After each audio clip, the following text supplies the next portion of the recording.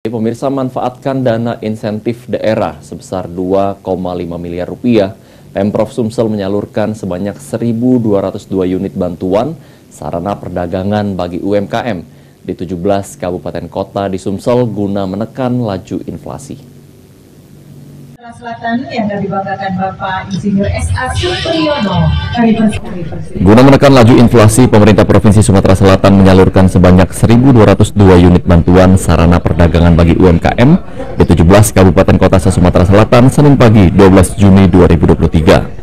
Sebanyak 1.202 unit bantuan sarana perdagangan yang disalurkan sendiri berasal dari dana insentif daerah (DID) sebesar 2,5 miliar rupiah yang diterima Pemprov Sumsel dari Kementerian Keuangan RI. Setelah menjadi salah satu provinsi di Indonesia yang dianggap berhasil mengendalikan inflasi.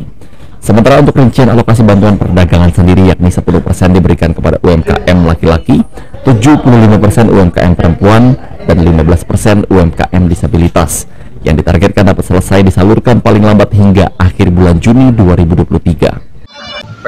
2,5 miliar Pak ya. Kepada berapa pedagang Pak?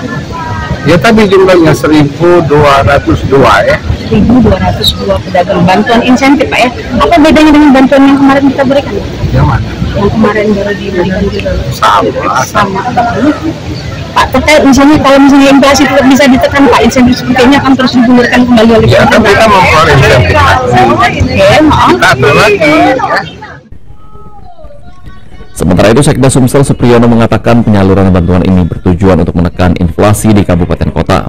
Untuk saran perdagangan yang disalurkan sendiri terdiri dari beberapa item yang sebelumnya sudah diusulkan pihak pemerintah kabupaten kota guna meningkatkan pertumbuhan perekonomian agar inflasi dapat kembali ditekan.